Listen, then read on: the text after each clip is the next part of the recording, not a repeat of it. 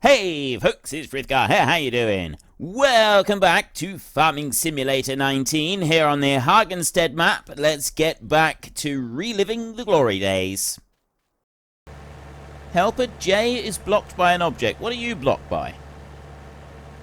Probably just try to drive up the bank again. At least that's what I'm guessing. Alright, well. We know that they are pretty useless. I wonder if they will actually have hired help that's a little bit more intelligent than we have at the moment. That would be rather nice. It would be rather nice to be able to trust our employees. That's something that I would like, to be able to trust our employees. I don't want to see something with the complexity of courseplay in this game. Courseplay users, you've got your courseplay. I'm quite happy for you to have your courseplay. I don't begrudge you your courseplay, just don't expect me to use it. I did try to use a bit of courseplay in FS17. I did a whole series where I tried to base it off of courseplay in FS19. I have no plans to subject myself to that kind of torment any further, so I'm hoping that the AI extension will come out.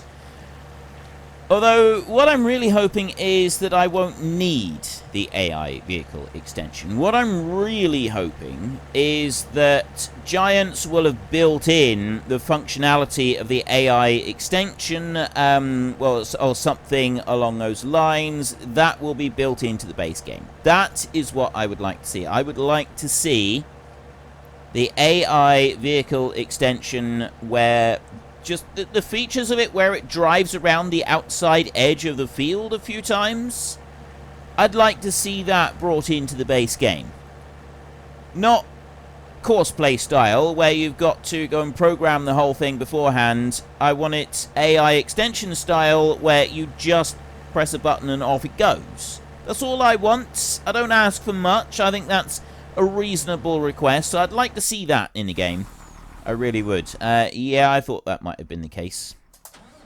This one over here decided to try and turn round in the wrong spot and didn't do well with it. So we'll let you go up here and we will go and get our 40,000 litres of sugar beet that we want off of this one. Where are we? There we go. Well, 34,000 litres of sugar beet off of that one over there. And then we are taking it to 378 to the restaurant is where we're going. Now, I'm wondering if I should fast forward time a little bit so that we can get a better price. There's actually no reason not to. I know I've started doing the mowing now, which does mean that we've kind of, like, we could end up getting a bit of a growth stage on the grass if it goes too much. But I think that'll be alright. We can do it just the once. If we get, like, a couple of hours, just to get the slightly better price on whatever the restaurant is going to be offering. I think the restaurant generally doesn't offer the best prices anyway for sugar beet. I think the best prices you get for sugar beet are usually the port and the train station down the bottom. I don't know what it's called on this map, but it's essentially the same thing. Now, we've got to be careful here, because he will immediately reverse right round into us and try to kill us. Now, we've got one load so far. I got the feeling that we're going to end up with 2 more loads off of here. So, at the moment, it's the restaurant. Normally, it is the port and the transport company, I believe, that you get the best prices. But, I mean, it might not be the transport company, but the port. Remember, the port gives pretty good prices. So, we're up to 11 o'clock. I'm going to let this just tick through a little bit.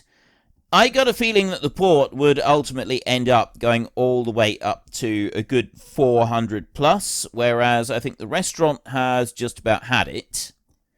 Look how much that's ticking up. We are on 11 o'clock now. I think that we could safely let this run through until about 3 o'clock. Just to see if we can get a better price. See, 384, that one is ticking up quite quickly. Right there at the port. And I reckon that one's going to end up being more than this one. This one's going to stop now at 385. But I'm only going to go until 3. I'm going to do this, but I'm only going to run until 3, and then we'll take the best price at 3, because that will give us enough time to Right, it doesn't matter if it's the restaurant or the port. I can at least start driving a little bit down towards there. Great demand at the central grain elevator. Right, well, the central grain elevator, we can't go and take this. We're up to 390 on here. We're on 364 at the port and climbing. And then we've got the transport company down there. That one's now started to climb, but that one won't be done in time. We've got an hour and a half left, or an hour and 15 minutes, to see what we're going to get. I could sheet this load down. I'm choosing not to. Okay, it doesn't like going down over the hill there. I would guess that it seems to do alright going that way, going down over the hill, but the other way it struggled a bit more with. I would guess that if we didn't have this kind of A-train, is it A-train, B-train, B-trailer? I don't know what they're called exactly. If we didn't have this configuration, if we had the trailer on the back, but with a dolly and the one on the front. Right, we're at 3 o'clock. Okay, we've got to stop.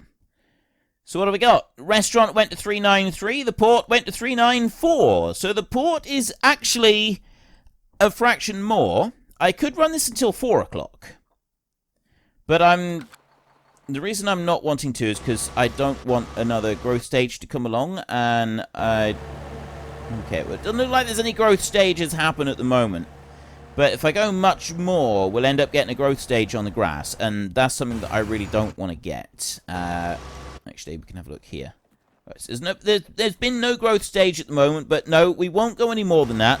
So despite the fact that the port is likely to keep rising and hit, I would guess, all the way up at the top, I'm not actually going to take advantage of that. What I am going to do, because it's pretty much the same price at the moment, I'm going to take it to the restaurant, because the restaurant is considerably closer than the port. There's only €1 in it. Which, for us, at 400,000 litres in here, that's only 400. So €1, so it's €400 difference in the price.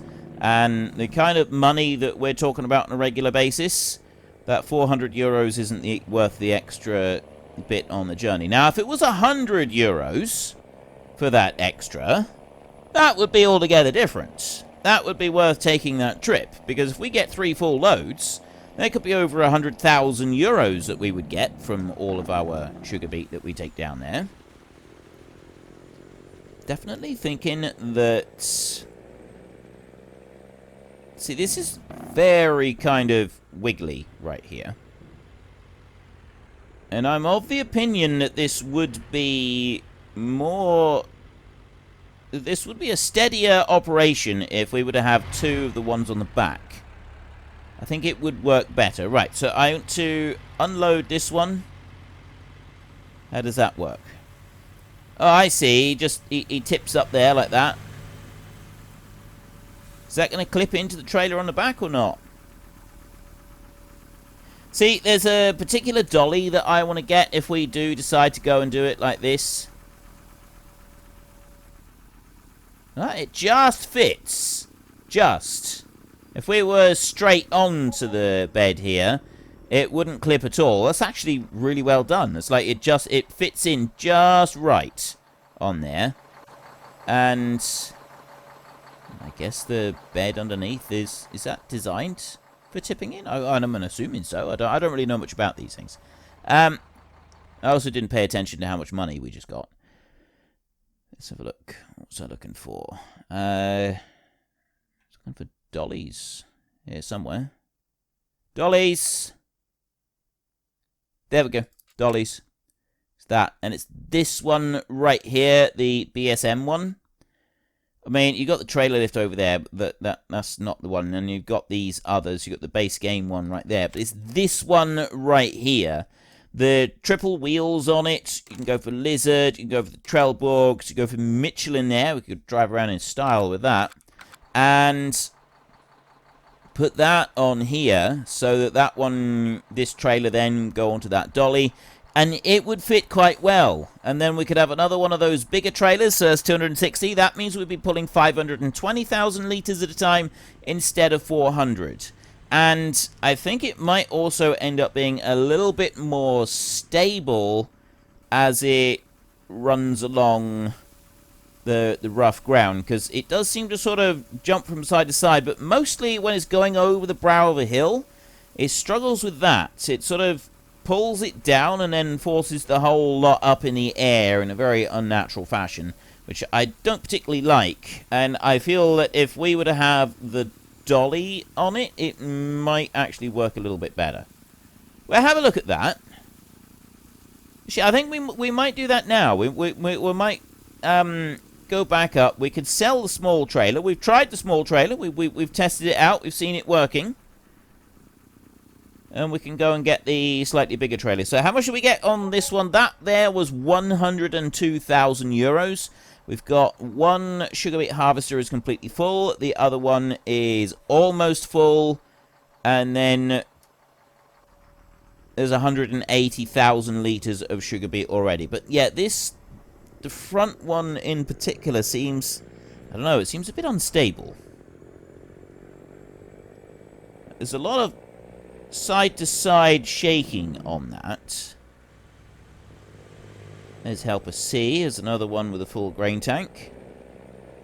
Let's try it a minute. I mean, we don't have to sell this other trailer immediately. If I park it up, though, at the shop, ready to be sold, I mean, we could always just stick another trailer on the back of this, but I don't really want to do that. It's going to end up with a road train that's going to be too big for this map. It's going to just be too cumbersome to pull around, and it's going to be a bit of a pain. So the advantage of this one is that it's quite compact, whereas obviously a different one with the slightly bigger trailer is going to be a little bit more stretched out, and we're going to need more room to get round on any corners. But at the same time, I don't know. I mean, I'm not quite sure how successful it's going to be or not be, because these do seem to cut into the corner quite a bit there. Just because of where the trailer is hitched on the back. There, see, right in round there. That's probably not the best way to go about it. Helper F has completed their task. That's the mowing all finished. So we've got the raking to go and get started on up there. Not going to be able to get in around into the shop very easily here. Let's do it like that. So what we'll do here is we will unhitch that one there. Then I will come over here so that I can jump back over here later and I can sell this if I want to. So that one's there ready to sell if I want to. Then I can go into here and we can go and get the other trailer that I was thinking of. Now, end tipper. So it's that one there. Chassis end tipper is the one that we've got. Tip over is the one that I don't want. I want the chassis end tipper. So if I go with this one, design, road train, design, blank, graphics. There. Right, road train. Oh, I see. That's to say there's another one. We'll have this trailer here so that we've got the two different graphic designs, because this has got the full bit with the broken tractor on the front as well. Trashing tractors and trees always. Frithgar and Courseplay. Trashing tractors and trees. So we'll go with that right there, and then there's the no option on that bit. We'll stick with these colors like this. There's no other bits. I mean, I guess I could take... What have we got? Standard or spiders? What's a spider? Oh, I see. They look like that. Right. We'll stick with standards. Excuse me. Right. Standards on there. So I want to buy that one for 73,500 euros right there. And then I want to go for the dollies over here, and I want a semi-dolly in there. This one, I'm going to treat us to some Michelin tires like that. And I'm going to take the rims. We give those red to kind of match the other colors. So go with the red on there and keep the rims the pewter color in there. Did that match more? I think that might actually match a little bit more. So we've got standard and we've got wide tires there. We'll just go with standard because the other wheels are fairly standards as well. Okay, so we go like that. And yeah, so I know that a lot of this, like the truck is white and everything, but we've got the red mudguards on here. We've also got the red covers on the top of those trailers, which means that we should be all right to kind of... that dolly should be all right for like matching everything up. And rather crucially, I have gone and forgotten my other trailer. Now, I was thinking of having that other trailer on the front and this one on the back, but we'll just do it this way around for now. So I'll bring you over here and hook you on there. And then we will hook the dolly on the back of here, and then we have to go back and get our other trailer, which I forgot. So, yeah, having this one, that dolly is up in the air a little bit on this one. I don't particularly like the fact that that dolly is up in the air like that. I don't think that that one has got any adjustments on it. F1 on here, unload here. What is... Oh, I see. That one there. That's the bit I'm looking at. There, we can move that bit up and down, so we can have it like a long way back. We can bring it forward a bit. So we'll leave it forward at the... Actually, we'll move it sort of back this way a bit to start with, and then we will see. There aren't any other options. I was just wondering if there was an option on the hitch to alter it a little bit, but it doesn't look like it. This one is actually designed to go with the BSM trailers that they've made, which is the 70,000 litre trailers. These. It's designed to go with those, and the hitch on the back on these is quite low down. And the dolly itself, unfortunately, doesn't look like it's got any options in there to alter the position of that hitch. It's just got the wheel brand and the wheel setup. So there's no other options that we can have in that one to change that round a little bit. But I still think that this is the right dolly for the job. Because of the distance that it sets between the trailer on the front and the trailer on the back, that's why I like it. It gives you plenty of room for maneuvering. So bring you down here. It's going to be interesting to see what this one's going to be like getting around the town with the other traffic around. Bring it in up there. Now, can I hitch that one on without having to unhitch the dolly first? So if I go that way, then the dolly will also go... No. Yeah, the dolly will go the same way that the truck goes. So if I want to be able to do it, I've got to basically chase it round like that. Gone too far already, I expect. Oh, no, we might get that. There we go. Okay, so we've hooked that one into place. Don't really want that. Can we move the dolly up a little bit more, maybe? Let's have a look. We'll switch you to there. That's clipping in much too far on there, but if we bring it to about that point, we've got a decent bit of space on there. We've got room to turn that dolly all the way round. It's not clipping anything. That seems to be about the right spot. Okay, so we'll go with that. We will switch to the front trailer here. We'll unload that one. Let's back this up a little bit so that we can have a look at what we've got here. There. I'm just going to sit you there a minute, and then I'm going to come out over to this side, and I'm going to take a look at what we've got lined up here. Fantastic. Not sure that's really going to do it a lot of good being levered up into the air like that, but yeah, there's not a lot that we can do about that, so we'll run with it.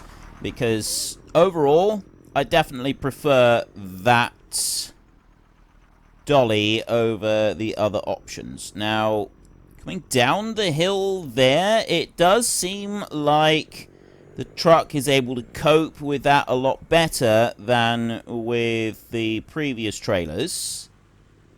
This and that bit right there, the truck itself doesn't cope with that very easily. The car didn't like me doing that. Like the truck was levered up into the air quite a bit on that one. The back trailer seemed to cope with that a lot better. So, yeah, there's pros and cons to this. But I actually quite like the idea that we can take 520,000 litres with this particular setup, whereas the other setup is only 400,000.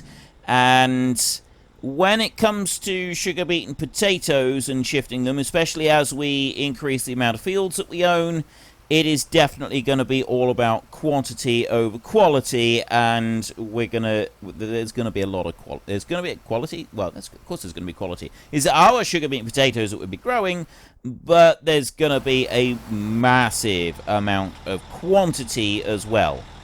There is a huge amount of quantity going on here. Right, so this one here has also finished, so we can unfold that, fold up rather, that one and that one. The sugar beet in the first field has now finished unloading. I'm gonna take this one back to the yard a minute. I'm not gonna worry too much about the grass at this stage. I guess we're gonna have to kind of do this one after the other, really. Because I'm going to have to pick all of this up manually anyway. I'm going to have to go along with the the forage wagon and gather up the grass manually. So it's not like we're going to be able to sort of do this at the same time as some of the other jobs, because the sugar beet is being picked up pretty quickly. I suppose we could actually get started on this once the sugar beet is going again. So I'll leave you right there. And this one, so we can leave this sugar beet harvester here going in the field now for a while. We can jump over to the other sugar beet harvester, get that one unloaded. And then that one's going to be finished, so we can get that one going on the small field over there and finish that bit. Yeah, I think we're doing alright. Bring you on round here like this. Another 90,000 litres of sugar beet.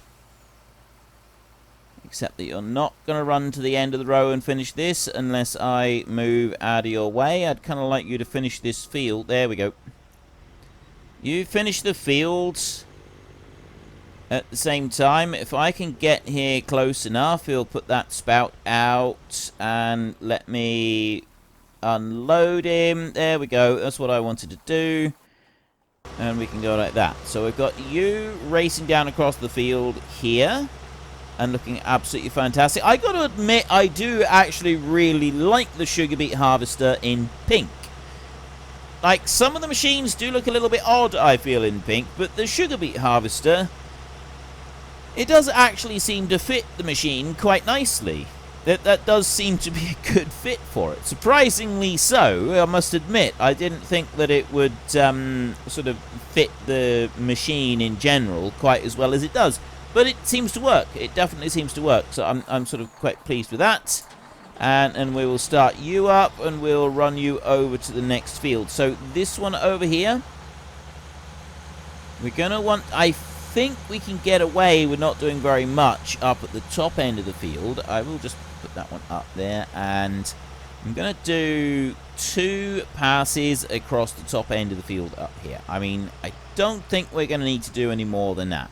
I was wondering about trying a bigger, like a wider sugar beet header, but honestly, I don't think we're going to need that. I think that 2 harvesters running with what we've got is actually going to be more than enough.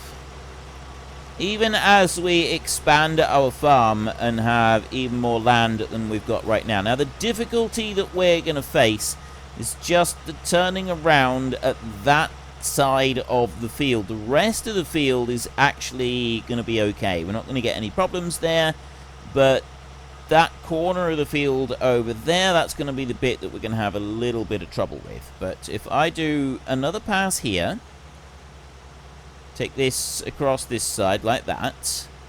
And then we'll start working it up and down the field in the opposite direction. And again, down the other end, we may also encounter a slight problem because of the bank on this side of the field down that end. But we can just sort of have a look at that once we get started down there. So I'll bring you up like that, and off you go. And there we can see it is a bit of a struggle there for the hired help. That's another thing. I'm hoping that the game will be a little bit more forgiving with uneven ground. It's really, really not forgiving for uneven ground. And things like, I mean, the bale physics for 19 compared to 17 was such a massive improvement. There was a huge, huge improvement in bale physics between the two games. Log physics, I believe, had improved a bit. They still weren't that great. I know that the people who were a lot more into the forestry side of things than I was still weren't all that thrilled with them. In particular, it was the grapples, the ones for picking up the logs. That was still quite an issue, I believe. But generally speaking, just from the point of view of the bale physics, it was a massive, massive improvement. But there was one aspect of it that I feel still lacked, and it lacked a lot. And that was the fact that the bale spikes, also to a lesser extent the pallet forks as well, but bale spikes in particular, and like muck forks and that, you put them on the ground and there was no give in the ground the way if you put them into a bale and then move them, it would like there'd be a bit of give, and so the bale would move slightly on the forks. Very, very realistic fashion, and it was genuinely realistic, and they obviously they'd put in some work into getting that right, and it looked really good. It was highly effective. I was quite impressed with that, because having spent so many years and so long handling bales in real life with machines, I know what it should be like. I know what bales are actually like. And FS17 and before, bales didn't handle how they should. But in FS19, bales do handle a lot closer to how they should. It's still not perfect, but my goodness me, it is a long way towards being actual bales compared to what it was previously. So it's come forward in leaps and bounds on that point. But the whole bit on the ground, that's the bit that's always bugged me, is the bale spike touches the ground, and instead of sinking in slightly, it literally just bounces the whole front of the tractor up into the air. And that's something that I've always intensely disliked.